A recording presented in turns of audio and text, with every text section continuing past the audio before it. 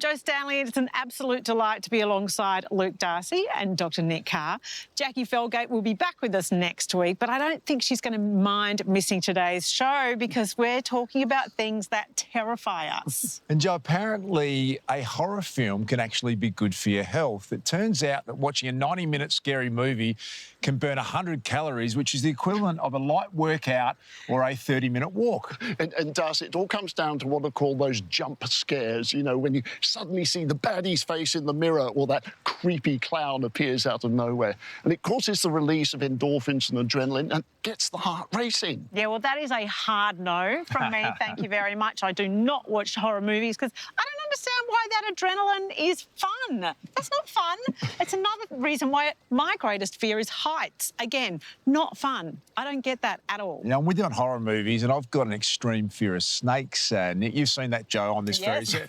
People find it funny, don't they, when it's very... I hate snakes with a passion. Yeah, I don't mind snakes, but I'm with you, Jo. Heights, no. Take me up the Eureka Tower. Terrifying. No, thank you. Well, today we look at the phenomenon of fear and the best ways to overcome it. Including, Jo, the very modern fear of receiving an unexpected phone call. Can you believe it? That actually is anxiety-inducing, apparently. And I take a look at one of my very favourite topics, which is the flesh-eating bug, including why Victoria is the HQ for one particular nasty. Well, we just named our own biggest fears. Well, flying is most definitely some people's greatest fears, with the thought of just getting on a plane enough to elicit sheer terror. Including for trainer Vicky Little, who has found a high-tech way to face her fear of flying without ever leaving the ground. In my everyday life, I'm a Pilates instructor, I run my own business, generally pretty in control of most areas in my life, I'd say. But this one area of flying and everything that goes with it, the height, the enclosed spaces, the thoughts of crashes and things like that, it does impact my life quite a lot. Next week, I am flying to the UK to go and see my mum with my 3-year-old daughter. And I want to be able to do it in a calm and rational way. VR therapy is used to treat phobias in a way where we use it as a tool to help us deliver the type of therapy that we would be delivering, which is exposure therapy. So the theory behind exposure therapy is that the more someone does something, we hope that they will get used to it. We have a few different things that we can treat. There are environments for social situations, medical situations, flights, animals, needles, all sorts of different things. In that process where you're booking the flights, do you mind sharing a little bit about what some of the thoughts might be when that's happening? Yeah, that seems to be the main time for me that I am most anxious. It sounds crazy, but I think if I go to book this flight and that's not available and I have to book another one, I'm just like, is this one going to go down or is this one? And I'm sort of thinking, am I paying, you know, for my death? That's the essence of it. Yeah. Okay. Yeah. Do you need a sip of water? Yeah, that would be great. Thank you. Okay. So during the pre-assessment with Vicky, what we identified was the anticipation of the flight was more triggering for her. I'm going to ask you to pop this on for me. So this is the VR headset.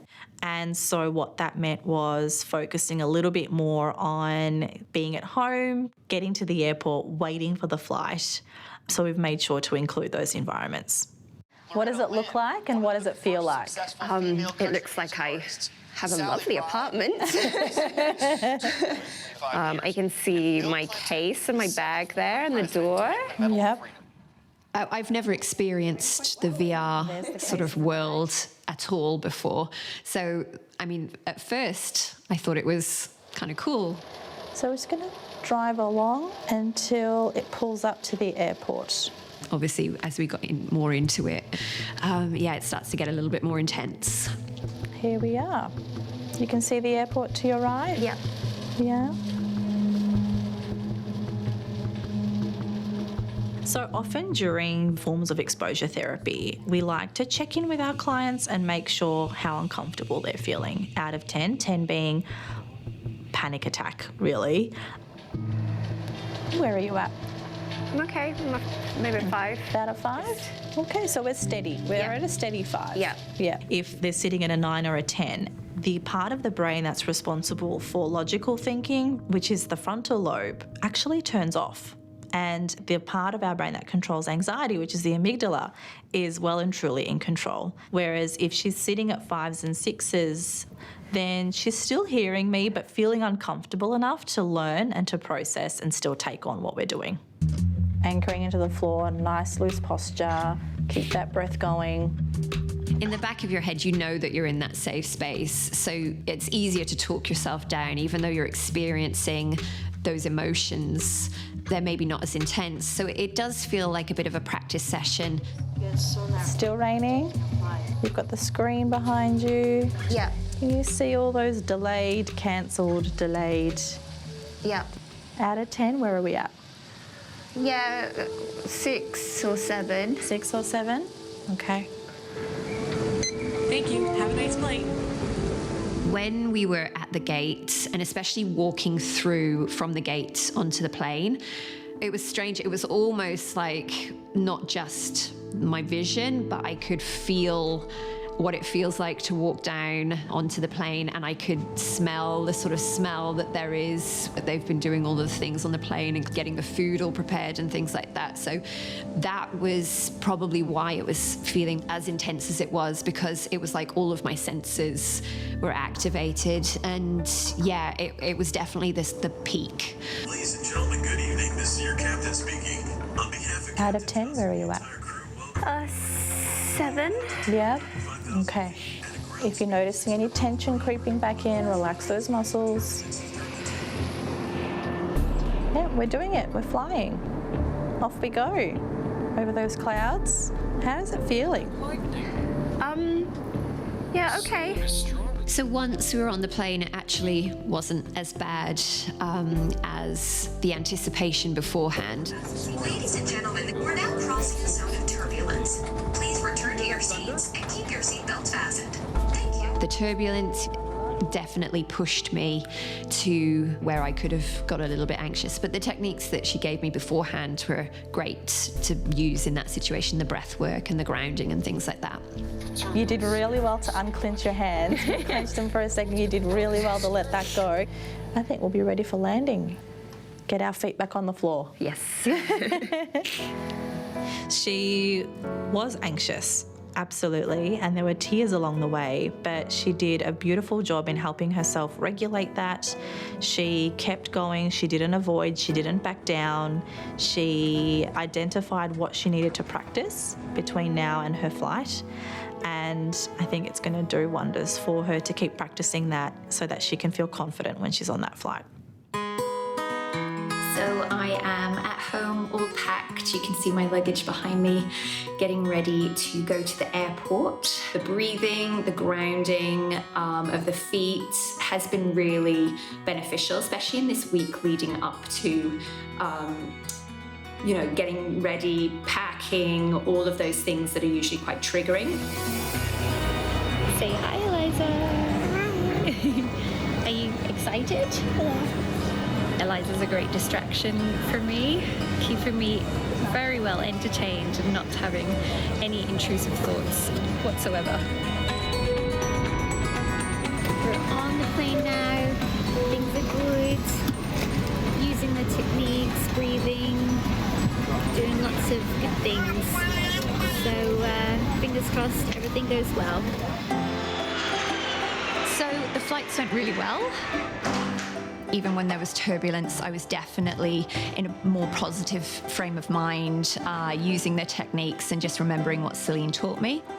It's definitely been a beneficial addition to my life, and I've got a flight coming up soon again where I'll be on my own. So, yeah, we'll try the techniques again with no distractions, and hopefully, fingers crossed, it all goes well. I definitely think it's a worthwhile experience using the VR. I really do. And I think it would be especially helpful for people who really struggle to even get on a plane. So, yeah, I think it's going to be, a real game changer for a lot of people.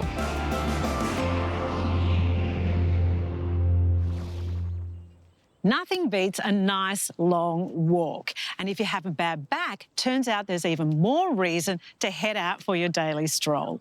People with a history of lower back pain who walk regularly go nearly twice as long without a recurrence. And apparently it has something to do with the relaxation and stress relief that comes from a simple daily walk. We'll see you after this.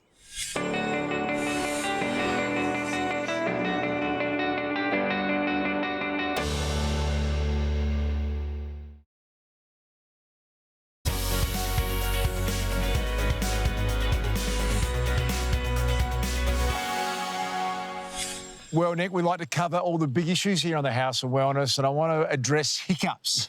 Can we actually get rid of them when we want to or not? Well, it's a great question, Darcy. And we know that hiccups are an involuntary reflex where the diaphragm muscles just keep going repetitively. But the why of how they happen, still a bit of a mystery. I used to get them all the time as a kid. They used to infuriate me beyond, they didn't last that long, but they used to really annoy me. Yeah, well, there's a famous case in America, a guy called Charles Osborne, hiccuped every single day for 68 years, from 1922 all the way through to 1990, which is, you can just imagine that one. But every now and then, hiccups are due to a medical problem. So if your hiccups go on for days, time to see the doctor. Gone for 68 years, it's time to find a solution, Nick. I would have thought that would unravel me, would it? 68 years of hiccups. Well, from the harmless hiccups to a genuine menace here in Victoria, the state has become a global hotspot for the Borrelia ulcer, Nick. Yeah, and you're talking about this thing called the flesh-eating bug, which weirdly I'm really keen on. Now, finally, the scientists at the Doherty Institute have unravelled the reason this can be transmitted to humans. Borrelia ulcer is classified by the World Health Organization as a neglected tropical disease, but yet here in temperate southeastern Australia, we actually have increasing numbers of Borrelia ulcer.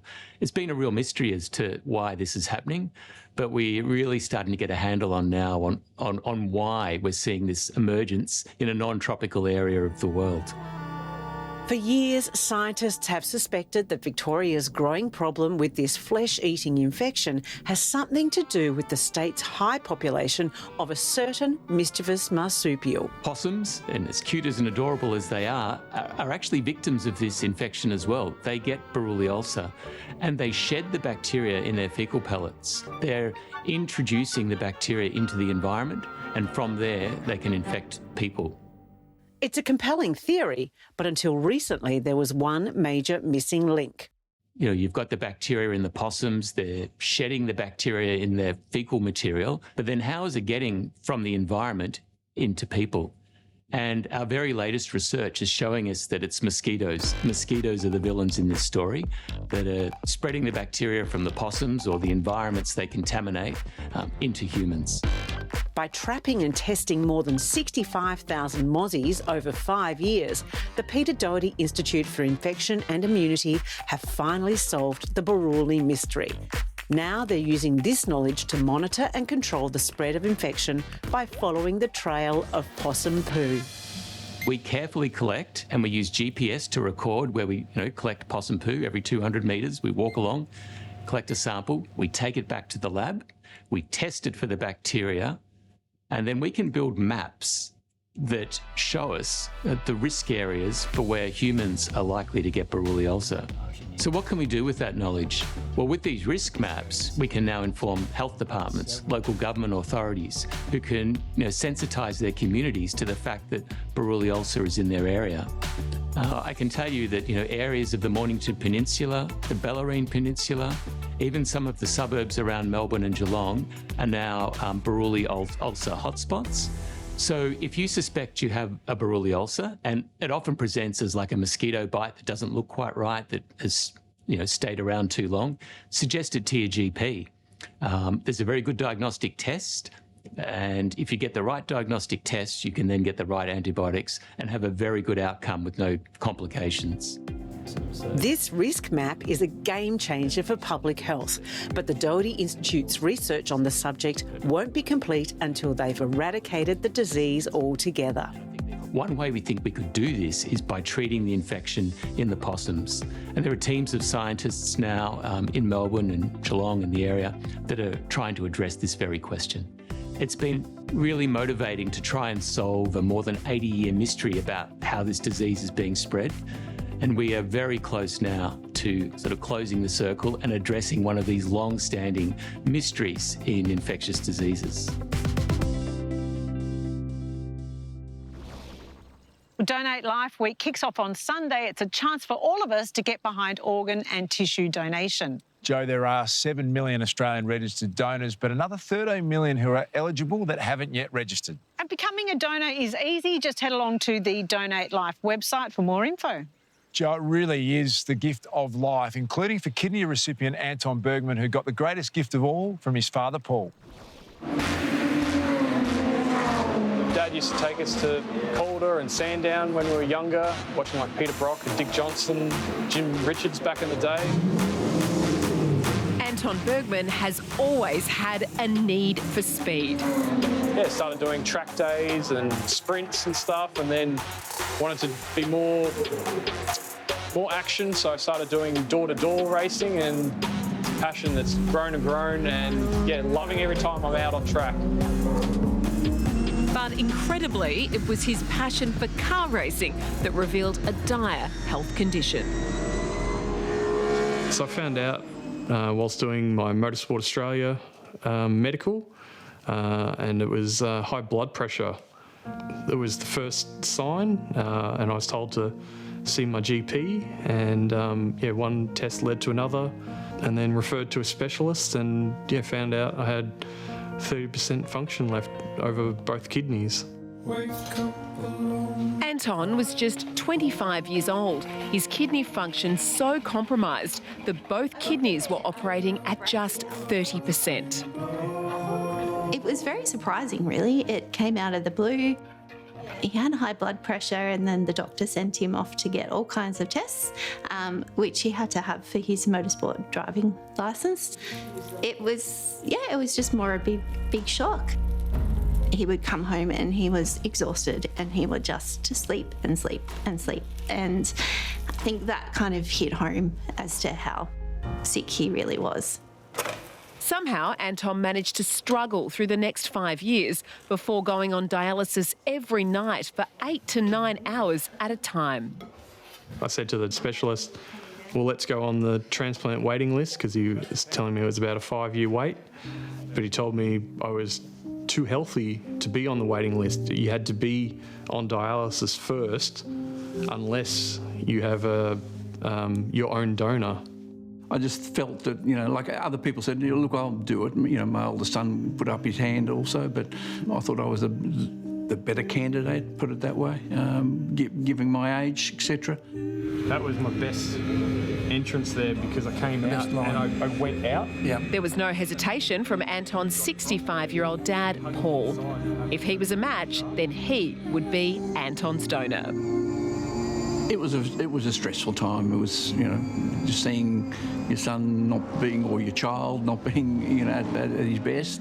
It's far from, you know, pleasant, but yeah, it was a difficult time. After his compatibility was confirmed, Paul underwent 6 months of tests before the procedure finally went ahead. I shuffled my way down.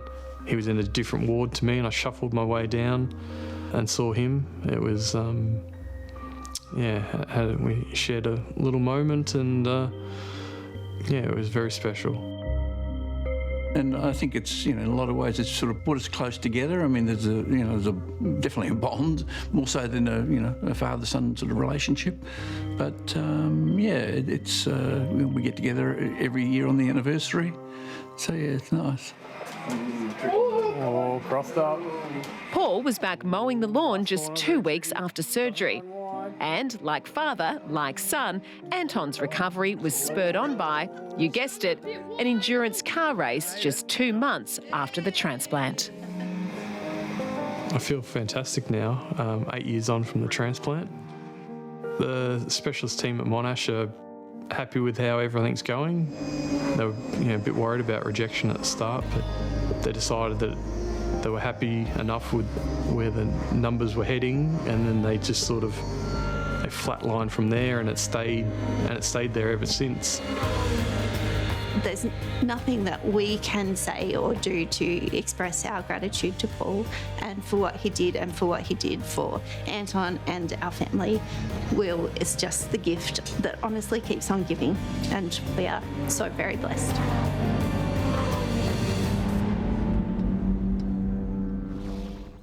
The Olympics opening ceremony is just hours away. I cannot wait to see Paris come alive. And after the break, we catch up with two Aussies who will be there centre stage striving for gold. Back after this.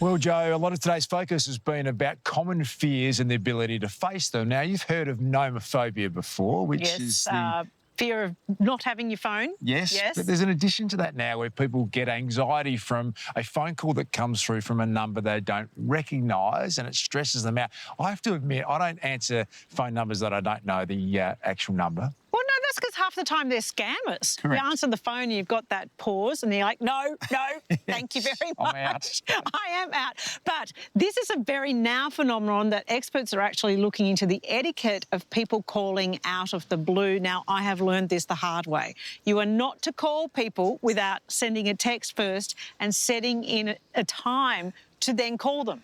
Well, you know, people my age, Joe, tend to prefer the efficiency of a phone call, which is me, while the millennials are very much on the texting. I feel that you often lose things in translation with the text that you can get more with a personal nature of a phone call. And it just seems to take twice as long. You've got to text and then call. Why can't you just pick up the phone and call? That's what you want to do. But actually, no one better call me this weekend. It's phone calls by appointment only. Thank you very much, because the Paris Olympic Games are beginning this weekend. In fact, our athletes are walking out into the opening ceremony in just a few hours. Joe, we've got 460 of our finest athletes competing in Paris, including 21-year-old surfing superstar Molly Picklum. Surfing's a relatively new event at the Olympic Games. It's actually going to be held in Tahiti, and I cannot wait for all of this. I'm going to be watching every second and cheering the Australians on.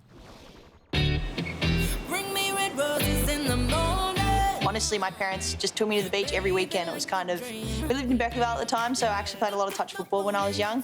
So the love for the beach was just a weekend thing, and I think it was such a special, you know, you look forward to the weekend as a kid through school, and yeah, I just grew that connection with the ocean, and then all of a sudden all these beautiful things started unfolding, and I took all these opportunities and ended up kind of where I am today.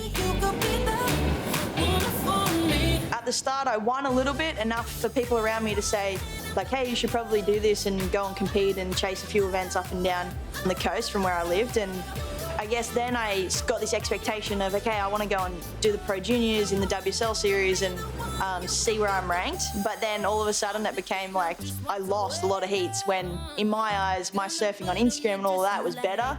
So I didn't quite understand the competition. I didn't understand that you had to win in that 30 minutes, not in life to win. There's one key moment. I got invited to Elaine Beachley surf camp in the Surfing Australia, and I remember there I was just, oh, this is great. I can ask all these people all these questions, and like it was just such a perfect environment. It really felt like this is exactly where I want to be. I guess too, COVID happened, which was such a brutal time, but it was also really good for myself to grow up in those years and just focus on my surfing. So I say that because the tour stopped and it changed, and it became like you now do a series before qualifying, and it created 2 tiers. And I just went, and 1 year I was really close and I fell off and it was heartbreaking. Next year I went and qualified, and it was like really overstimulating. I feel like as a rookie, it's a really tough thing because everything's so interesting. Everything you dive into, you spend energy on all these things that are irrelevant, but for a rookie, you should take it in. You should enjoy all these new like grandstands and fans and great food and new locations. And yeah, I think it's important to enjoy that, but also energy goes elsewhere. It's not all just in performing. For me, when I look back and think of my younger self, it felt so far in the distance, you know, like qualifying and being where I am. When I wasn't there, it felt like it was such a big journey away, but it happens really quick. And then you look back and you're like, wow, I wish I enjoyed just the simplicity of a beach day with my friends, and when all my friends used to surf when we were young. I just think back to that little girl, and what I would say is enjoy it. It actually, you're closer than what you think, and if it's all gonna unfold, it unfolds pretty quick for you. Here we go with Molly Picklum. Delays the bottom turn. Wave raises up, Pickles up into the lip. Big explosion behind her, and what a turn, Molly Picklum. It's definitely sometimes annoying because you want to put in the amount of hours and effort, and normally in a sport you would get the reward back because the more effort you go, the faster you move, the stronger you become, hopefully. But in surfing, you can move stronger, feel more confident, whatnot, and the wave doesn't come near you. So the unpredictability element it's crucial, and it's mind, like, it can really put you in a big puzzle in your mind because you think you're doing all the right things, but then the results don't show that. So for me, I find it fun, and I think I just have a really good understanding that that's our sport. It's the nature of our sport, and you got to respect it because, I don't know, if you hate it, it's just going to come and eat you up. I feel like this year's Olympics, it's two parts for me. I think one, being a part of the Olympic team, the Australian Olympic team, it's such an honour, and I'm a true Australian. I really love our nation, and yeah, so that part of it's just so cool, and I'm in awe, and I don't think it's sunk in completely yet. But the other part too, being in Tahiti, Chopu, it's a wave that it's really death-defying, it's scary, it's also so beautiful, it's magical, and I think that really excites me. One, because obviously getting barrowed, it's one of like a surfer's dream. It's their favourite thing to do, and to do your favourite thing in the sport you love outside of any competition. But the fact it's in a competition and you can win gold for your nation, there's a lot of factors that it's like, I think the situation and the stage they've set, it could be the most beautiful thing ever happen in surfing, for me and for surfing in general. When you're fighting for survival. I think surfing particularly, you hear people like draw analogies from it, and I think one is like life, you can ride a wave, like we know a wave's coming in, it's the most beautiful fun ever, but we also know it's going to end. But because we know it's going to end doesn't mean we don't engage into it, you know, like we still enjoy the wave while it's there, and we know it's going to end, but it's okay, like things come and go, and I think that's really relevant to life. You have really high, happy moments, and then like the uncertainty of it ending can be scary, but don't let the ending ruin this beautiful wave, you know? So that analogy has been drawn from surfing, and it's a pretty cool sport. What can we say?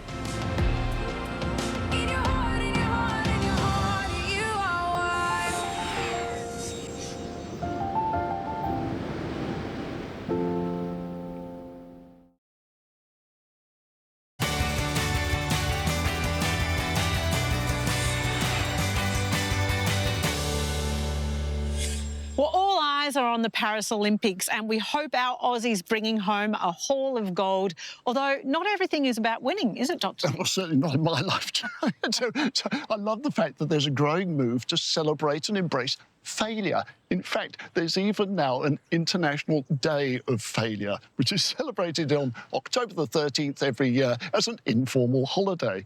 And it was set up by a bunch of uni students in Finland in 2010. And it's to kind of counteract that pressure they all felt to succeed all the time. I love that. I wish those students every success with their... I wish them lots of failure. Yes, you're right. Well, while it's very important to embrace failure as just a part of life, there is nothing quite like the thrill of winning a race, or perhaps watching your favourite athletes win at the Olympics. Marathon champion Jess Stenson is going into her third games, and Abby Holmes caught up with her in the lead-up. We're watching history here in Birmingham. No woman has ever won medals at 3 Commonwealth marathons, but they have now. It was actually probably as a junior when I won my first national gold medal at the cross-country championships at Yarra Bend in Melbourne. That's when I remember watching Moneghetti and some of, you know, the best runners in Australia out competing, and when I won a gold medal that day, I developed a little bit more belief in myself, and when I revisited the sport in my early 20s, I think that little moment just had sparked something in me. After bronze in Glasgow and bronze in the Gold Coast, to tears of delight, it is all gold. That was the same year that I watched the Sydney 2000 Olympics and watched Catherine Freeman win her 400. We watched the marathon event. I thought I'd never want to do that myself. But, you know, as time went on, I just got longer and longer and eventually did end up there. And the reason I ran my first marathon is because my coach said to me, next year's the London Olympics. We've got 2 women qualified. There are 3 spots up for grabs. I think that's where your strength will be. Do you want to give yourself a shot? And I thought, well, there's nothing to lose. History is written today by Australia's Jessica Stenson. She becomes the I grew up in Narracoorn in the state southeast, and it's a very sporty community. That was sort of the heart of everything we did, the weekends, the footy and netball. Football wasn't really an option for the girls. I played netball and absolutely loved it. I think from the age of 10, I was always aspiring to mix it with the big girls, and we came up here for the country carnivals, and I wanted to be a Thunderbird one day. But as a 5-year-old, I did do school cross country, and the endurance running was where my strength was. I never made the sprints teams, but cross country, I found myself winning races, and I wouldn't say I loved it, but I loved that satisfaction that came with crossing the finish line. I just would get incredibly nervous beforehand, so that took a little bit of the enjoyment away for me. But then once I started to make teams and travel and make teammates, that's where running became a bigger part of my life. And it was in my early 20s when I decided to focus on running as opposed to netball. How did you deal with those nerves then? I'm sure over many, many years now you've had to navigate your way through that, and now are a pro at dealing with that. Yeah, I wouldn't say I handled them very well as a child, because it did stress me out for weeks leading up to the race. Although I was able to perform on the day and I could squeeze everything out of myself, and the nerves, if anything, benefited my performance. I feel disappointed that I stressed so much about it in the lead up and didn't enjoy that process of preparing. Now I actually love that process of training and getting ready to race. I can stand on the start line with a little bit of nervous energy, but more excitement about the opportunity rather than fearing it. You've had a lot of success over the journey. I guess the work that goes into all of it, you've got an incredible team around you that support you as well, but it must have been pretty amazing to come through with that gold. Yeah, I mean, the team is everything. Adam, my coach, he's always believed in me through my different chapters as well. Like, I've had periods of injury, periods of self-doubt. There was the time when I was saying, I really want to start a family, and I don't know if that means I need to end my career. And so in 2018, you know, I made the decision with my husband that we were going to try and have a baby, and that might mean I might not get back to my best in running. But I found just that time away from running made me really hungry and excited about what might be possible. And it's actually, you know, the years since giving birth to Billy in 2019, and then, you know, Ellie in late 2023 have been my best running years. I've just had a different mental approach. I feel physically stronger, different perspective. So yeah, I think I learnt so much from my first bronze in 2014 in Glasgow. I'd had an injury leading up to that race, and I remember lining up feeling quite open-minded and just relaxed about what might be possible off a very different preparation. And when I won a medal there, which was very unexpected at the time, I just suddenly realised there's no one way to prepare for a marathon. Yeah. If your mind's right, anything's possible. You touched on, I guess, the mental side of it and your mentality around it. For young, I guess, athletes that are coming through and really want to follow in your footsteps, what advice would you give them around, I guess, ensuring that you're happy, you're healthy, and ultimately doing what you can to perform at your best? Yeah, my advice to young ones would be to really remind yourself that you're out here because you want to be. There's an incredible opportunity. Like, no one's making you do it. Try and just see the opportunity for what it is and be excited about what's possible and take that pressure off yourself. Enjoy the people in the sport. That's huge for me. I was worried when I stopped playing netball and went to running that I was leaving a team sport for a very individual sport, but running, there's such a strong community, and I really lift from, you know, being around my teammates, and I think the more you can draw upon that, the more enjoyment you can find in sport as well. And it takes the pressure off when you're out there as a team rather than an individual.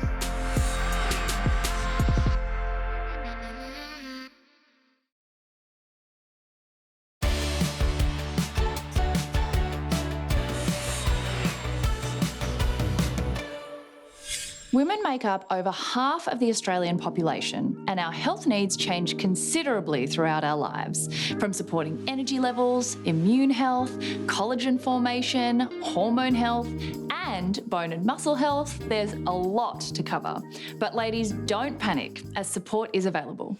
Nature's Way adult Vita Gummies are tailored to the specific needs of women, making it easy and convenient for us to put our health first. The range includes the Women's Multivitamin, Australia's #1 multivitamin. There's also the new Nature's Way High Strength Adult Vita Gummies Iron 24mg. Around 2 in 4 women in Australia do not consume the recommended dietary intake of iron, and we have increased needs due to menstruation. This high-strength gummy is equal to 1 tablet, giving you a choice, while helping to prevent dietary iron deficiency in females. It also supports energy levels and relieves fatigue when dietary intake is inadequate. Whether it's your boss, mother, sister, partner, or friend, every woman is beautifully unique and different.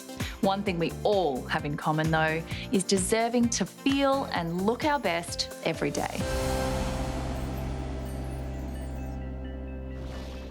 Hey, Nick, I think a lot of us are trying to eat a bit more healthily these days, and that often starts at the supermarket. But I don't know about you, but find reading the labels very tricky and maybe intentionally hard. Yeah, well, at the moment, the food industry is allowed to self-regulate their labelling, and so they can allocate their own stars for the healthiness of their product. And it just is not working because the marketing spin often doesn't match with how healthy their product actually is. Yeah, Nick, and only a third of the products in the supermarket actually have a health star rating. And those that do have a star rating, we know that not all of them are 100% factual. Yeah, and that 1/3 is way short of the 70% target by 2025. So it's no wonder there's a call for health star ratings to be made mandatory. Perhaps the only real way to understand that we're eating the food we want is to cook from scratch. And on that note, here's Zoe, ready to flex some serious muscle.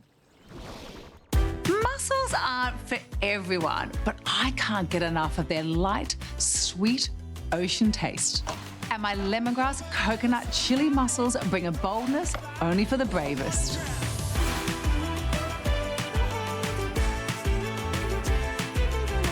First up, the paste, where all the punchy flavours come together. Bittersweet garlic and spring onion stands up to the sharpness of coriander, lemongrass and ginger. Don't forget chili for more spice.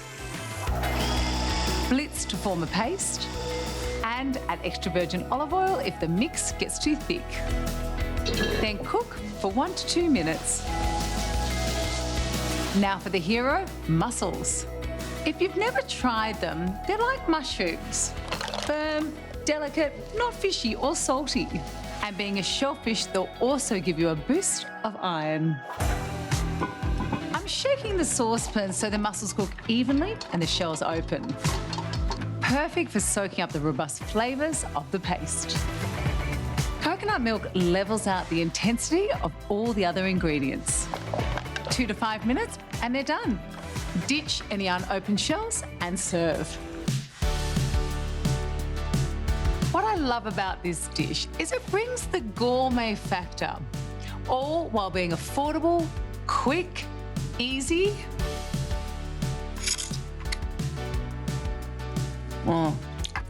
And mouth-wateringly good. Get Nourished is brought to you by Ferro Lipo Sachets. Liposomal iron provides superior iron absorption with reduced risk of gastric upsets like constipation. Put your vitamins to work with Lipo Sachets. Australia's #1 liposomal vitamin brand.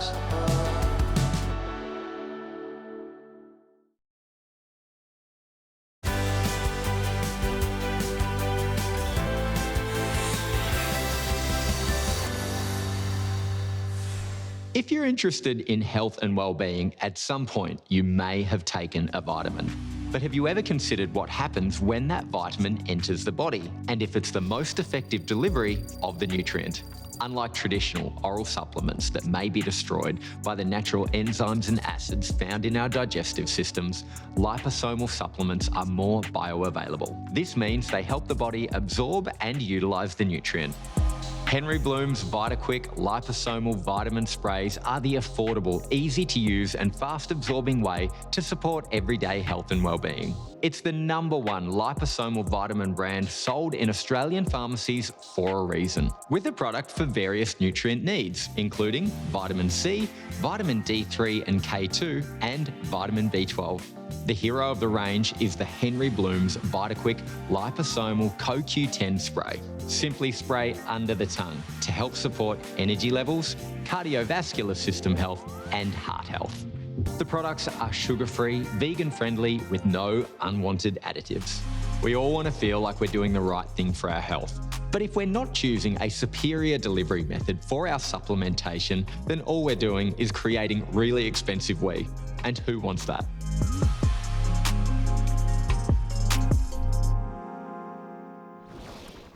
We've all heard of doom scrolling, right? Where you spend too much time online just reading bleak or upsetting content, right? Well, I'm definitely not a doom scroller, Joe, but I can relate to the alternative, which is dream scrolling, where you spend an inordinate amount of time looking at your next holiday you're planning, a meal you might want to have, or a restaurant booking. Now, that appeals to me a bit more. Well, it's interesting you say that, Darcy, because a recent marketing study out of the US showed that the average American spends 2.5 hours every single day dream scrolling or online window shopping, and that goes up to 3 hours a day for Gen Z.